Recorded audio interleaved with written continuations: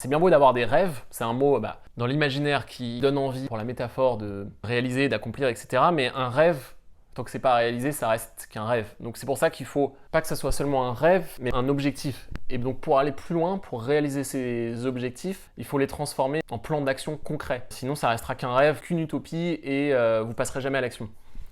Donc je vous comment réaliser ces objectifs en plan d'action concret. J'en parle notamment dans une vidéo après dans la masterclass sur l'immobilier de la méthode SMART.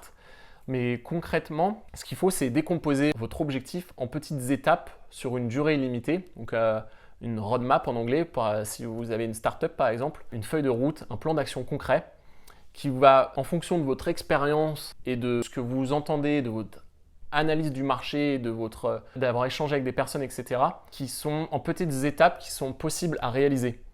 Pour ma part, pour être un peu plus précis par rapport à l'exemple sur l'immobilier, comme je disais dans la vidéo précédente, j'avais cet objectif, ce rêve, on va dire, du coup, de voyager autour du monde, à travers mon initiative Blue Green Expedition. Mais si je ne le décompose pas, c'est pas un objectif précis avec une date bien atteignable, ça va rester qu'un rêve et ça va jamais se réaliser et je le ferai peut-être à 65 ans quand j'aurai un peu moins d'énergie et que je serai un peu moins vif.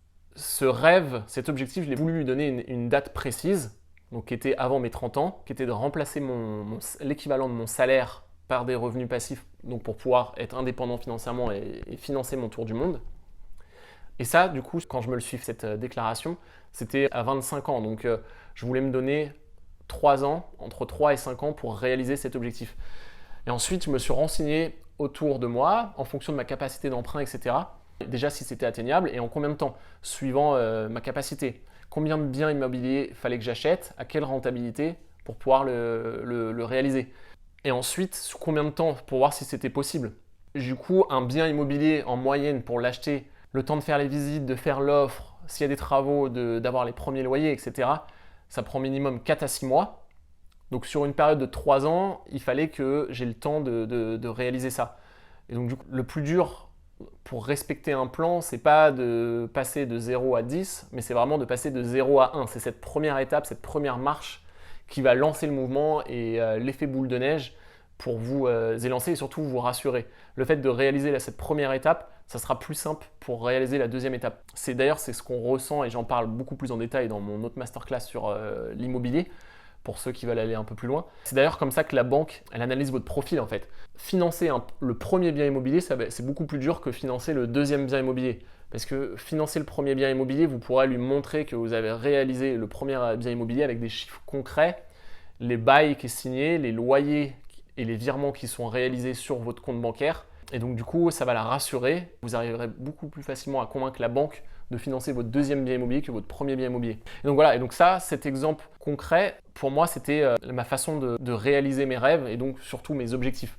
Et vous pouvez faire ça pour vraiment tout. Si votre rêve, c'est d'être DJ, il faut vous fixer une date précise, un budget précis, parce que pour être DJ, comme pour tout, avant de gagner sa vie, il va falloir d'abord investir, acheter du matériel, des enceintes, un ordinateur, une platine, etc. Et ensuite, commencer petit, la première étape. Avant d'être DJ devant une grande scène, il va d'abord falloir vous entraîner chez vous, ensuite devant des amis, dans un garage. Après, vous allez peut-être aller dans le PMU du coin. Et après, voilà, cette première petite étape va vous permettre de passer aux étapes suivantes.